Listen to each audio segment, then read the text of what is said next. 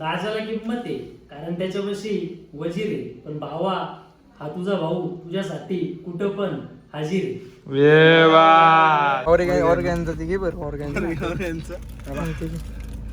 टाक ना ते दाखवायला नाही तर टाकायचं. तर नमस्कार भावांनो, जय महाराष्ट्र. आज परत एकदा तुमच्या सगळ्यांचं स्वागत आहे आपल्या ब्लॉग मध्ये. आजचा दिवस लग्नाचा आहे, म्हणजे आज आता इथं सकाळी हळद आहे. तुमच्या भावाचं आवरले आम्ही तिघं पण एकदम टिपटॉप मध्ये आवरून आता चाललोय खाली. याचा नेमकं कुर्ता आहे, तू पाठवून गेला याची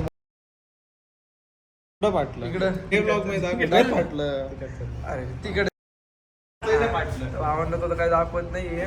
म्हणजे काय झालेलंच नाही. त्याचा कुर्ता थोडा फाटला नाही का, ते एवढं ते त्याला वाटतंय तुला बिल्डर दिसतोय, पण तू त्याला माहित नाही तो कसं दिसतोय.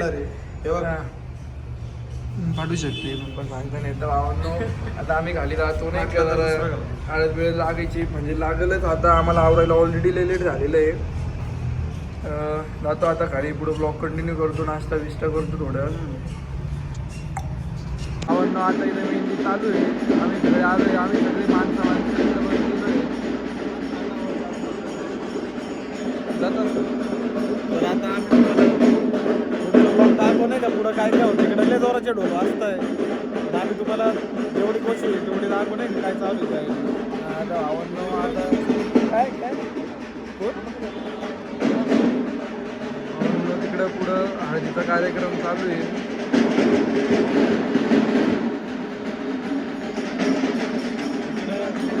आमच्या म्हणजे ओमच्या साईडचे जे त्यांना आमची लय काळजी नाही का, ते आम्हाला नाश्ता वगैरे म्हणजे आमची खूप खातिरदारी करताय नाही का.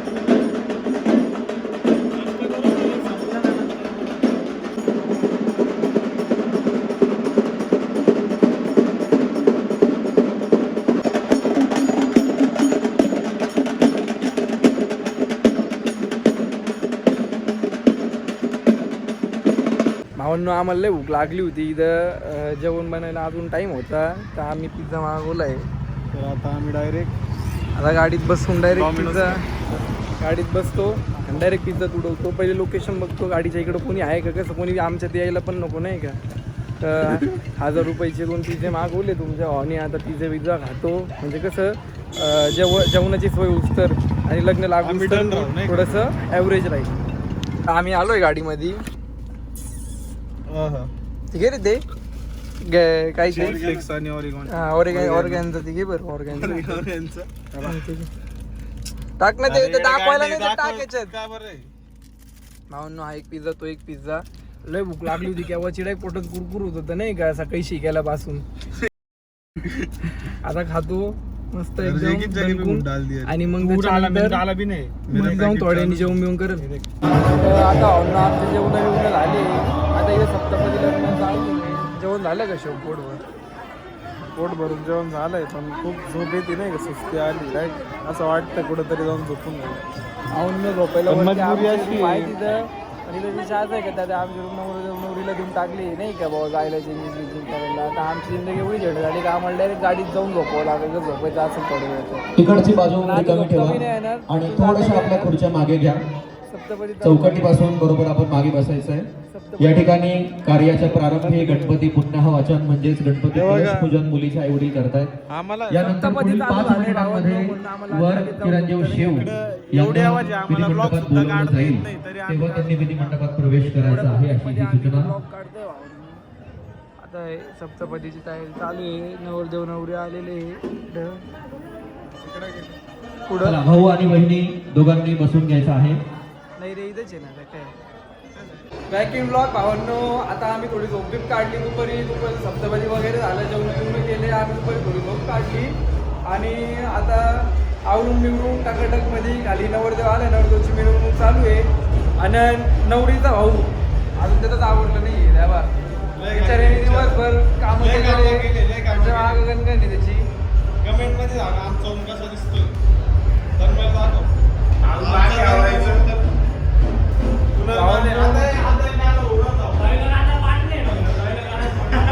भावना आता बाहेर निघतो. भावना आता बाहेर निघतो. त्या बाहेर 400 तुम्हाला लागतो. इथं का बरं ब्लॉग चालू केलं, तिकडेच करणार होतो आम्ही, पण बाहेर आवाज नसता आला त्याच्यामुळे.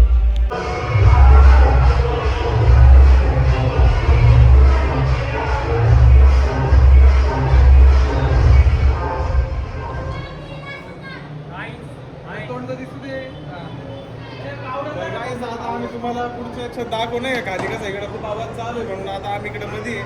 मला बाहेर दाखवतो काय म्हणजे कसं वातावरण आहे म्हणून आता पुढं खाली गेल्यावर ब्लॉग कंटिन्यू करू. माल नाही जमलं तर शिवम करत चालू आहे भाऊ.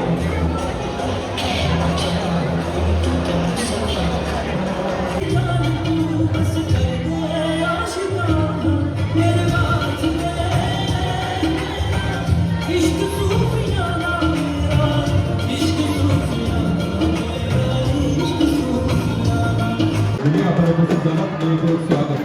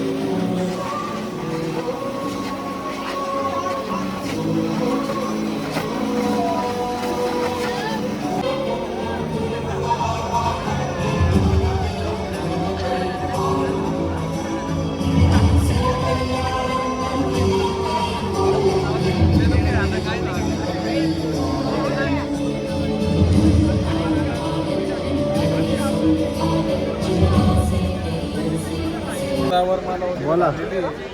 हा बघा तन्मय सुजित आताच नाशिकवरनं लँड झालं इकडं पुण्याला. याची नाक एवढी मोठी का बरं दिसते? बसतो का भाऊ?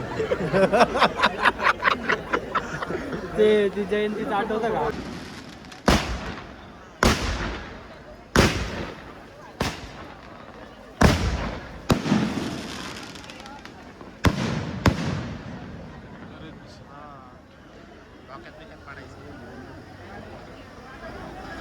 भावांनो आता आमचं जेवण बिवणं झाले. आम्हाला काही एवढं दाखवायला जमलं नाही कारण आपल्या घरचं म्हणजे घरचं सारखंच लग्न आहे. त्याच्यामुळे आम्हाला थोडं गणगणमध्ये येऊन सोबत वगैरे होतं आम्ही. त्याच्यामुळे आम्हाला काही त्याच्यामुळे भावांना आम्हाला काही पुढे ब्लॉगिंग करायला जमलं नाही. आम्ही म्हणजे इथं कसं होतं ते नाही का असतं बफे होतं आणि लगेच नाही का तिथले गरम गरम द्यायचे डोसे विषय मला ते खाल्ले. त्याच्यानंतर इकडे उम्म जेवण बिवून केलं म्हणजे स्टार्टर आयटम पण खाल्ले. सूप बीप पिला इकडे उम्म जेवण बिवून केलं. जेवण वगैरे झाले. ओमला भेटलो. ओमला म्हणलं आता आम्ही निघतो कारण भावांना थांबणार होतो आम्ही पूर्ण शेवटपर्यंत थांबणार होतो. पण परवा आहे दत्त जयंती म्हणजे उद्याच समजा तुम्ही उद्या परवा आहे समजा दत्त जयंती. तर मला दत्त जयंतीमुळे मला लवकर इथून निघणंच आहे आणि उद्या ऑलरेडी मला सकाळी 7-8 वाजतापासूनच माझ्या मागे खूप कामं राहतील दत्त जयंती. त्याच्यामुळे थकून गेलं मला गाडी चालवू नये आता म्हणून म्हणलो आता रात्रीचं लवकर निघू पटकन घरी पोहोचू म्हणजे थोडी झोप पण होईल. आणि नाही ब्लॉगचा एंड आम्ही घरी पोहोचल्यावरच करू. हा कधी पोहोचतो कितीपर्यंत पोहोचतो काय सगळे अपडेट देऊ आणि डायरेक्ट घरी पोहोचल्यावरच ब्लॉग सेंड करू. आता भावांना आता आमचं चेंज वगैरे करून झालेलं आहे. आम्ही सगळ्यांनी नाईट पॅन्ट वगैरे सगळं घातलेलं आहे आमचं जॅकेट बिकेट. आता इथून निघतो सप डायरेक्ट आपल्या नाशिकला. हळूहळू जाऊ सप म्हणजे नॉनस्टॉप डायरेक्ट आता नाशिकला. तर आमचे गाईच आता निघाले नाशिकला. कुणाला मिस करणार आहे मी एका दिवसासाठी. शेवटपर्यंत डायलॉग मी दिलाय एक डायलॉग आता. अरे डायलॉग काय डायलॉग मला पाठ करावा लागला. जो एखाद्या रील मध्ये वापरलाय तो दे ना. आठवते ना मग आता कोणीच नाही कडे. नो कुणालचा एक डायलॉग म्हणजे त्याच्यात एका रील मधला डायलॉग त्यांनी परत एकदा पाठ केलेला आहे. तो डायलॉग आता तो परत बोलणार आहे.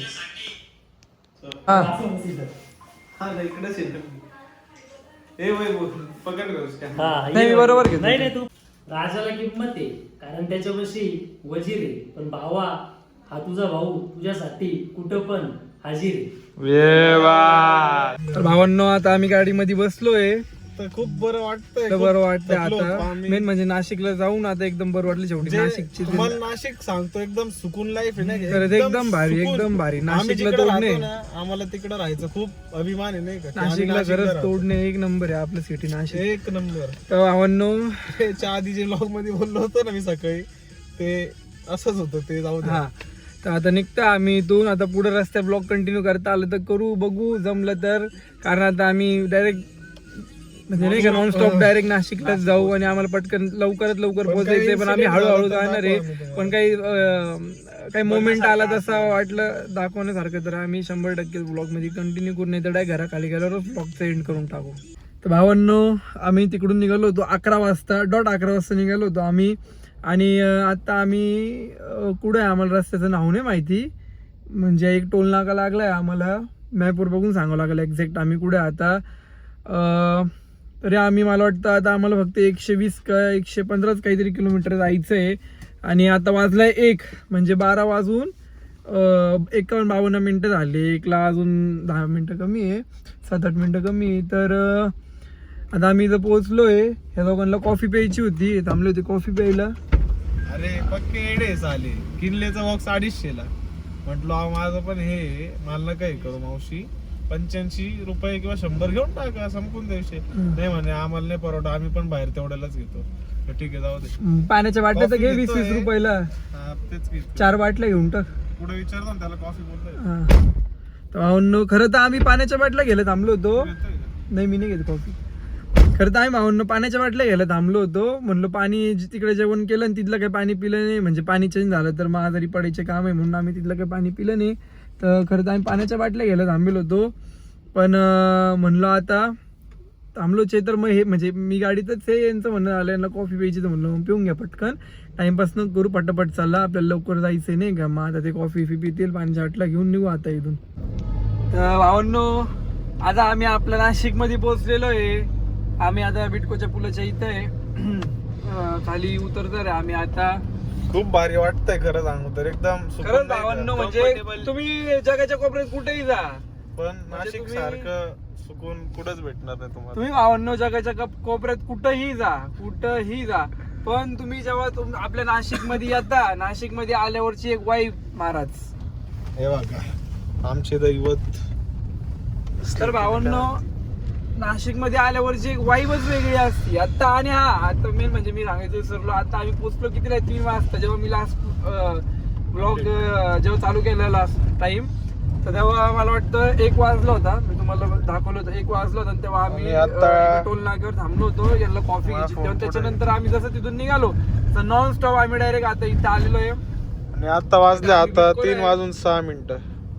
3 वाजून 6 मिनिटं एकदम प्रॉपर झाले. आणि एवढ्या पटलीत आलोय मी. म्हणजे बसलो कसं आहे, गाडी एवढी भारी नाही, एवढी कम्फर्टेबल. म्हणजे खरं काय सांगतो सांगू. भावांनो, तुम्ही कोणती एक गाडी घ्या, नंबर. नवीन आलेल्या लेटेस्ट गाड्या घ्या, पण XUV 500 700 500 गाडी सारखी गाडीच नाहीये. एक नंबर गाडी XUV 500 गाडी म्हणजे गाडी. खरं सांगू कम्फर्ट म्हणजे कम्फर्ट, रस्ता धरून चालणारी गाडी, पटेली गाडी, पटेली वरतून म्हणजे स्पीड, ऑलराऊंडर गाडी, एकदम चित्ता ऑलराऊंडर गाडी, एकदम भारी गाडी. आम्हाला काही प्रवास जाणवेल नाही. हर्षला विचार प्रवास तरी जाणवला का? एकदम कम्फर्टेबल आलेले भाई. काहीच म्हणजे प्रवास जाणवत नाही भावांना आम्हाला या गाडीमध्ये.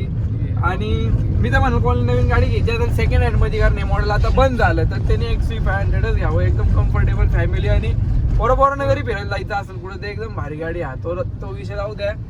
तर आता आम्ही जेल रोड मध्ये पोहोचलेलो आहे. नाशिक तर नाशिक वरतून जेल रोड मध्ये आल्यावर तर खतरनाक एकदम वाईबच वेगळी. जेव्हा पहाटे सकाळी रस्ता साफ करायचे कामं चालू आहे आपल्या इथं जेल रोड मध्ये, आपल्या नाशिक महानगरपालिकेकडनं. हे एकदम भारी विषय नाही का. सकाळी एकदम रस्ते बिस्ते स्वच्छ होईल आता. रात्री साफीप केलं तर नाही का.